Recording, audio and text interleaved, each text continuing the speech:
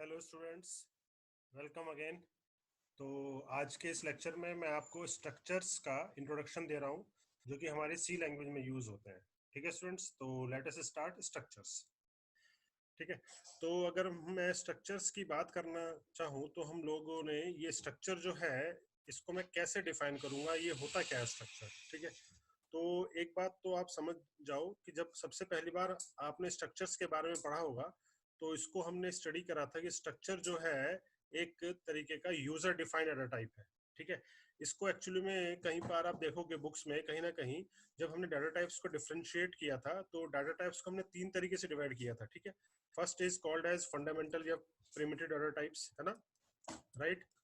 Second type की जो हमने पढ़ी थी that is called derived data type, derived data type, and third is we have studied about user defined data types, right students। तो structures को कुछ books ने ना डिराइव्ड में लिखा हुआ है, कुछ ने यूजर डिफाइंड में लिखा हुआ है। तो अभी हम लोग समझते हैं कंसेप्ट कि कहाँ पे इसको यूज करना ज्यादा अच्छा रहेगा। ठीक है, तो डिराइव्ड में भी हम लोग बता सकते हैं कि डिराइव्ड का एग्जांपल क्या है, स्ट्रक्चर्स है। Structure is an example of derived. क्यों? क्योंकि स्ट्रक्चर में ऑब्वियस ही बात है जो हमारे बेसिक टाइप थे ना, इंटीजर, फ्लोट, डबल, कैर, उनका यूज करते हैं, तो इसलिए हम इसको डिराइव्ड में लिख देते हैं। अब यूजर डिफाइंड, क्यों इसको यूजर डिफाइंड में हमने इसको लिखा, that you will just come to know about the just after after knowing कि स्ट्रक्चर है क्या, इसका यूज कैसे करते हैं हम लोग। ठीक है ना, जब हम इस लेक्चर को कर लेंगे तब आपको पता लगेगा कि yes we can write it as a user defined data type also. ठीक है, चलो तो फिर अब अगर मैं आपको बताऊं कि स्ट्रक्चर होता क्या है, क्यों हमने इसको डाटा टाइप में लिया, तो अभी तक सो फार अगर मैं बात करूं तो सो फार अभी तक हमने जो पढ़ा है, क्या पढ़ा है कि जो डाटा टाइप्स होते हैं वो they can store only one type of data. So far क्या हमने पढ़ा है कि जो डाटा टाइप्स होते हैं, डिफरेंट डाटा टाइप्स जो होते हैं, डाटा टाइप्स जो होते हैं, दे can store store store only only one type of data. सिर्फ एक ही तरीके का डाटा यूज करते हैं। ठीक है ना, जैसे कि एग्जांपल अगर मैं बताऊं आपको कि फॉर एग्जांपल अगर मैं इंटीजर की बात करूंगा तो इंटीजर क्या लेगा, ऑब्वियस ही बात है। फॉर एग्जांपल अगर मैं इंट की बात करूंगा तो it will store integer type data, है ना, इट विल स्टोर इंटीजर। ठीक है, कैर की अगर मैं बात करूंगा तो char will store char type data, character type data, है ना, and so on, character type data, है ना, एंड सो ऑन। ठीक है स्टूडेंट्स, फ्लोट, डबल, जो भी टाइप होता है उसी की तरीके से। लेकिन अगर मैं रियल लाइफ की बात करूं, अगर हम लोग रियल लाइफ की बात करें, बट इन रियल लाइफ अगर मैं बात करूं रियल लाइफ में, तो ये कहना बड़ा मुश्किल होगा कि हमारे पास जो इन्फॉर्मेशन होगी, जो हमारे पास डाटा होगी, वो एक ही टाइप का हो। That is not possible. ठीक है, तो we hard in real life we, अगर मैं कहूँ in real life we hardly found some data which can be stored by using only one data type. We hardly found some data which can be which can be stored by only using only one data type। तो ये कहना बड़ा मुश्किल होगा। ठीक है, लेकिन अगर प्रैक्टिकली अगर हम बात करेंगे तो वी हार्डली सी, ठीक है, मिक्स होता है। तो अब इसी के लिए मैं एक एग्जांपल आपको बताता हूँ, सपोर्ट करता हूँ इसको कि लेटस से कि अगर हम अपनी क्लास की बात करें कि अगर मेरे को स्टूडेंट की डिटेल्स चाहिए, ठीक है, if I want student details, तो उस डिटेल्स में क्या क्या चाहिएगा, मुझे उसका नाम चाहिएगा, ठीक है, मुझे उसका रोल नंबर चाहिएगा, ठीक है, रोल नंबर चाहिएगा, ठीक है, और मुझे उसके मार्क्स चाहिएंगे, ठीक है, मुझे उसके एड्रेस एड्रेस चाहिएगा, मार्क्स भी वो भी अलग अलग सब्जेक्ट के। ठीक है, बात समझ रहे हो। तो अब यहाँ पर क्या होगा, तो अगर मैं आपको बताने लगूँ तो ये नेम जो होगा, नेम इज व्हाट, नेम एक क्या टाइप का होगा, रोल नंबर क्या होगा, ये एक इंटीजर टाइप का होगा, ठीक है, मार्क्स क्या होंगे, मार्क्स फ्लोट में भी हो सकते हैं, ठीक है, एड्रेस क्या होगा, एड्रेस कैरेक्टर होगा, ऑब्वियस बात है, और उस एड्रेस के अंदर भी we have number of fields. ठीक है, ओके स्टूडेंट्स। अब कोई अगर हम फॉर्म भी फिल करने लगे तो लेटेस्ट से आपने कई सारे रजिस्ट्रेशन फॉर्म फिल करे होंगे, तो उसमें सारी अलग अलग इन्फॉर्मेशन होती है, ठीक है। तो रियल लाइफ में अगर बात करी जाए, रियल इन्फॉर्मेशन की अगर बात करी जाए, तो ये बड़ी ही मुश्किल बात होती है कि सारी इन्फॉर्मेशन एक ही तरीके की हो, ठीक है। तो एक करेक्टर हो सकता है, या फिर क्या हो सकती है, स्ट्रिंग हो सकती है, इस तरीके से। तो अब ये जो इन्फॉर्मेशन है, इस इतनी सारी इन्फॉर्मेशन को हम लोग कैसे रख पाएंगे, ठीक है। ऑब्वियसली हमारे पास एक डाटा टाइप था एरेज, एक एरे डाटा टाइप था। एरे की क्या खासियत थी, क्या खूबी थी, कि हम लोग बहुत सारी इंफॉर्मेशन को स्टोर कर सकते थे। बहुत सारी मतलब कलेक्शन ऑफ इंफॉर्मेशन, ठीक है ना। लेकिन वो वाली इंफॉर्मेशन भी क्या होती थी, that is also similar, similar type की इंफॉर्मेशन होती थी, ठीक है। लेकिन अब चैलेंज अब ये आ गया कि अब हमारे पास इंफॉर्मेशन का साइज भी बहुत बड़ा हो गया। लेटेस्ट से मुझे स्टूडेंट की इन्फॉर्मेशन रखनी है, लगभग हमारी क्लास में 60 स्टूडेंट्स हैं, तो मैं बोलूँ कि भैया 60 स्टूडेंट्स के मुझे मार्क्स चाहिए, उनके नाम चाहिए। मार्क्स भी क्या होंगे, 3-4 सब्जेक्ट के मार्क्स चाहिए। तो क्या मतलब हुआ इसका, मतलब हम लोग क्या लेते, एरे ही लेते रहेंगे सबके, या हम लोग अलग अलग वेरिएबल्स ही डिक्लेयर करते रहेंगे। तो चैलेंज यहाँ पर ये आया। तो इस कंसेप्ट को सॉल्व करने के लिए तो हमें एक ऐसा डाटा टाइप चाहिए जो कि अलग अलग इंफॉर्मेशन को स्टोर कर सके। So now we need a data type which can store, जो कि रख सकता है, which can store values of dissimilar, अलग अलग, डिफरेंट टाइप्स जिसको बोल सकते हैं ना, डिसिमिलर टाइप्स। तो अब रिक्वायरमेंट हमारी क्या आ गई, ये आ गई कि अब हमें अलग अलग टाइप्स की इंफॉर्मेशन को रखने के लिए एक ऐसा डाटा टाइप चाहिए, ठीक है। तो अब टू सॉल्व दिस प्रॉब्लम, तो इसी प्रॉब्लम को सॉल्व करने के लिए, टू सॉल्व दिस प्रॉब्लम, इस प्रॉब्लम को सॉल्व करने के लिए,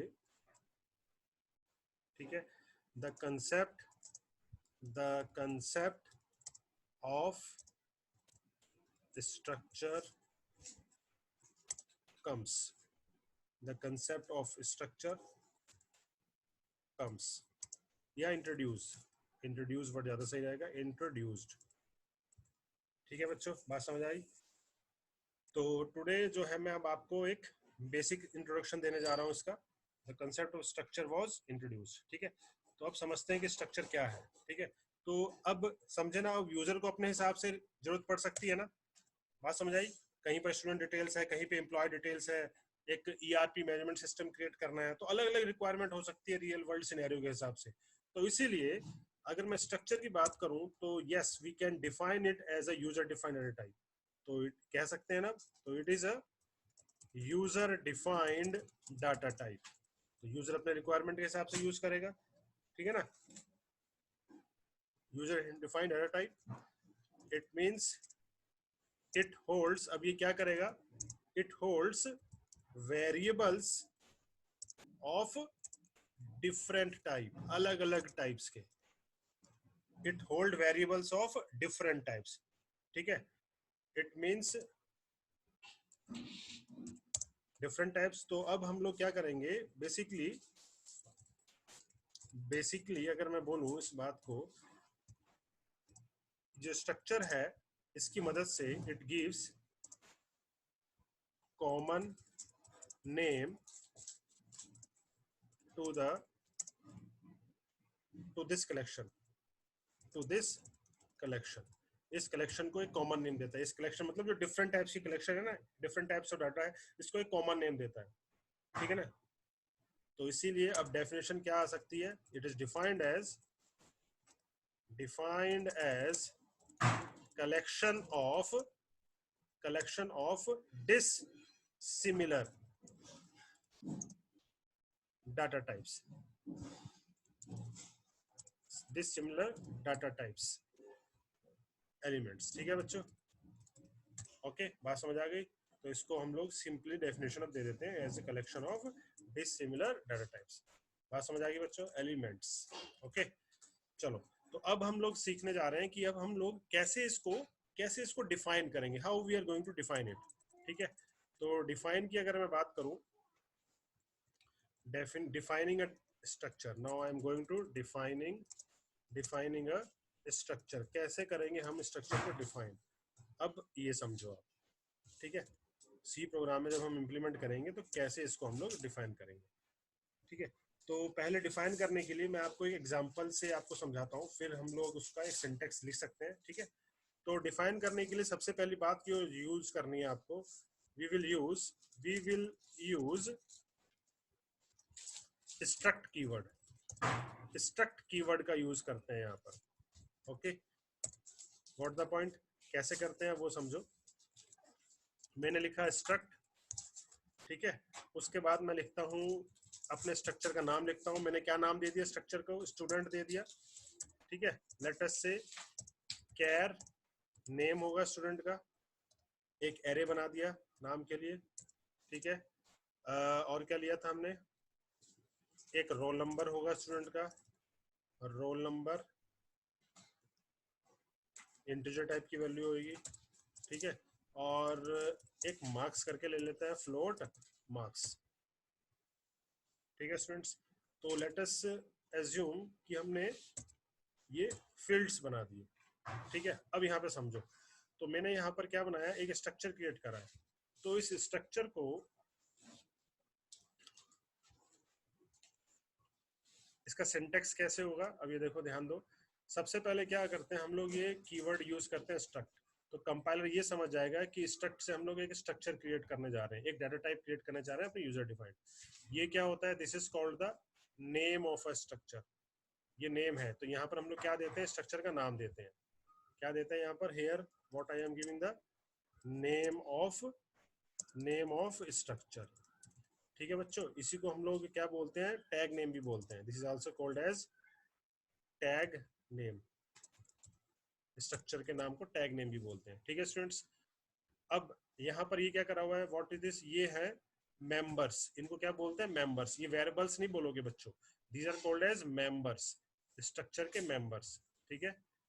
दीज आर कॉल्ड एज, इसको बोलते हैं स्ट्रक्चर मेंबर्स या फिर एलिमेंट्स, एलिमेंट्स, मेंबर्स या एलिमेंट्स, ठीक है। और क्या ध्यान रखना है, जब हम स्ट्रक्चर बनाते हैं तो जो मेंबर्स हैं उन करली ब्रैकेट स्टार्ट करते हैं और करली ब्रैकेट बंद करते हैं, और बंद करने के बाद हम लोग क्या लगा देते हैं यहाँ पर, we will use semicolon here, ठीक है। ये ध्यान रखना, यहाँ पर अधिकतर गलती होती है स्टूडेंट्स। तो at last we will use semicolon, ठीक है स्टूडेंट्स। तो ये हमने क्या करा, एक स्ट्रक्चर बना दिया। तो हम लोग इसका सिंटेक्स किस तरीके से लिख सकते हैं, we can write a syntax like this also, कि वी हैव, यहाँ पर हमने क्या करा, स्ट्रक्ट, ठीक है। फिर हमने क्या दे दिया, स्ट्रक्चर का नाम दे दिया, दैट इज कॉल्ड, उसको बोल दिया मैंने एक टैग नेम दे दिया। फिर ठीक है, फिर हम लोग लिखते हैं मेंबर 1, ठीक है, मेंबर 2, इस तरीके से we can write number of members, जितने भी हो सकते हैं आप उसको यहाँ पर उन मेंबर्स को डिफाइन करते रहो बस। और लास्ट में क्या करना है, you have to use semicolon, bracket बंद करने के बाद सेमीकोलन। तो इस तरीके से we can define a syntax of a structure, ठीक है। तो ये क्या हो गया, this is the syntax of a structure, ठीक है। तो ये सिंटैक्स क्या होगा, this syntax will define a structure. तो स्ट्रक्ट एक कीवर्ड हो गया, and the student is the name of the structure, ठीक है। Where I have write the members name, roll number and marks, ठीक है। These are the elements of the structure, okay students, बात समझ आ गई। तो this is defining a structure, how we can define. तो सबसे पहला स्टेप क्या होता है, स्ट्रक्चर को डिफाइन करना होता है, ठीक है। नेक्स्ट, अब अगली बात जो आती है कि भाई वेरिएबल्स कैसे हम लोग अब यहाँ पर बनाएंगे इस स्ट्रक्चर के वेरिएबल्स, ठीक है। तो now next I am going to tell you about the how we are going to declare a structure variable, ठीक है। next is declare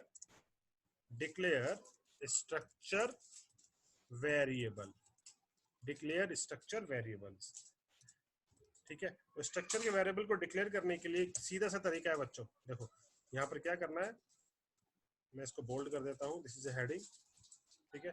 क्या तरीका है हमारा, सबसे पहला हम लोग कैसे करते हैं, जो भी स्ट्रक्ट कीवर्ड होता है उसको यूज करता हूं मैं यहाँ पे।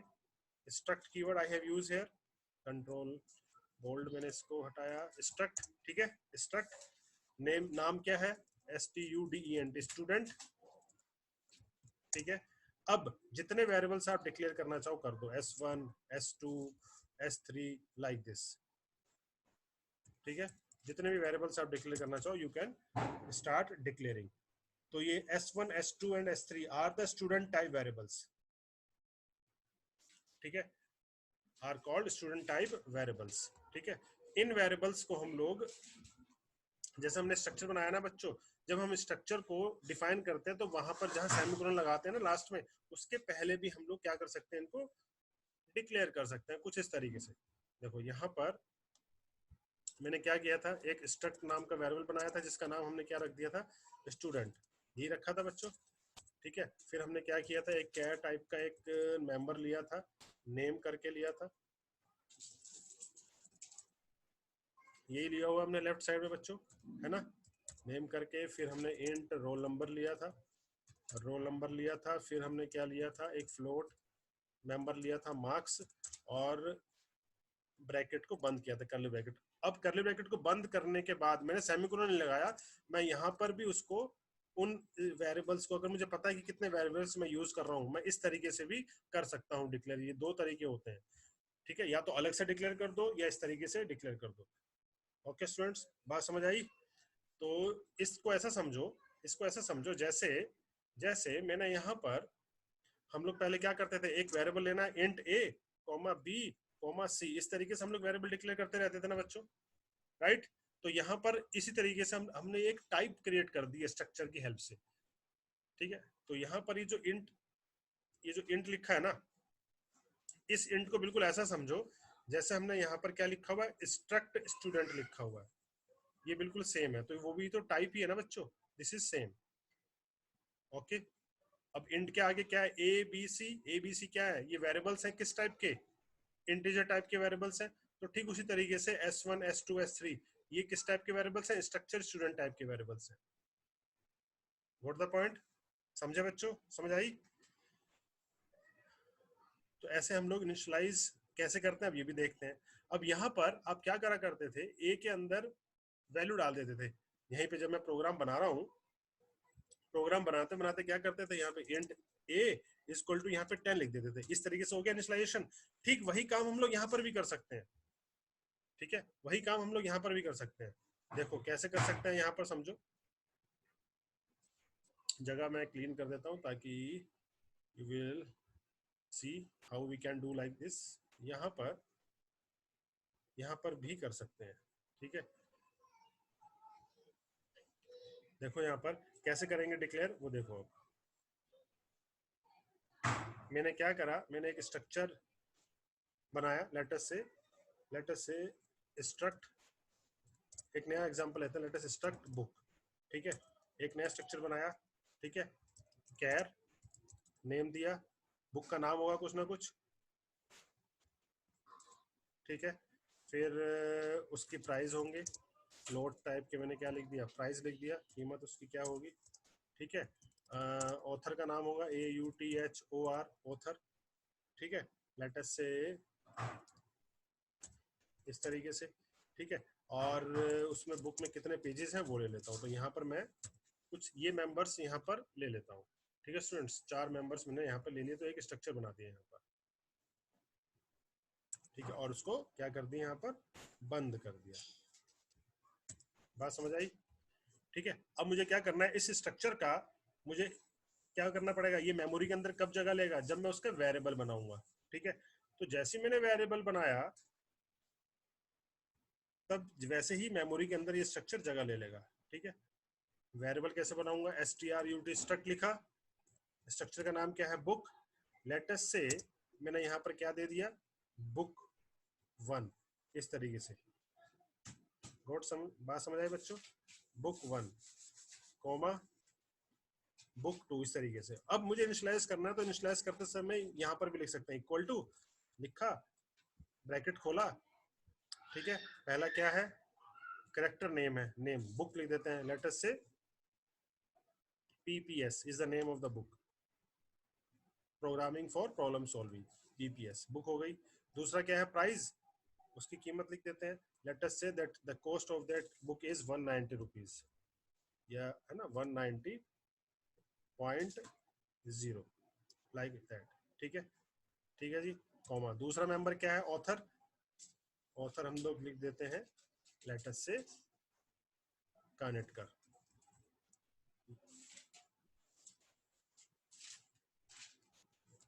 ठीक है, स्ट्रिंग है तो डबल कोट से बंद कर दिया। लास्ट क्या है, पेजेस। लेट अस से बुक के पेजेस जो हैं कितने हैं, 150। ठीक है, 25150। और लास्ट में हमने क्या कर लिया, करली ब्रैकेट लगाया और सेमीकोलन लगा दिया। इस तरीके से हम लोग इनिशियलाइज कर सकते हैं। जैसे मैंने इंट एज इक्वल टू 10 करा ना, वैसे ही यहाँ पर स्ट्रक्चर के मेंबर्स को भी मैं इनिशियलाइज कर सकता हूँ। जितने मेंबर्स आप करना चाहते हो उसी तरीके से करते चले जाओ। ठीक है स्टूडेंट्स, बात समझ आई?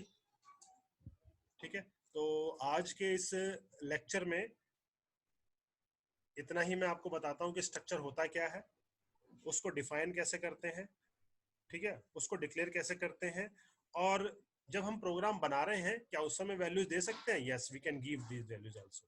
ठीक है, तो आज के लेक्चर के लिए मेरे हिसाब से इतना ही बहुत है। अगर ये कंसेप्ट आपको इंट्रोडक्शन समझ आया हो स्ट्रक्चर का, तो आगे के वीडियोस देखना मत भूलना स्ट्रक्चर के, ठीक है, और लाइक करना भी मत भूलना। ठीक है स्टूडेंट्स, चलो फिर, thank you, thank you students, thank you very much.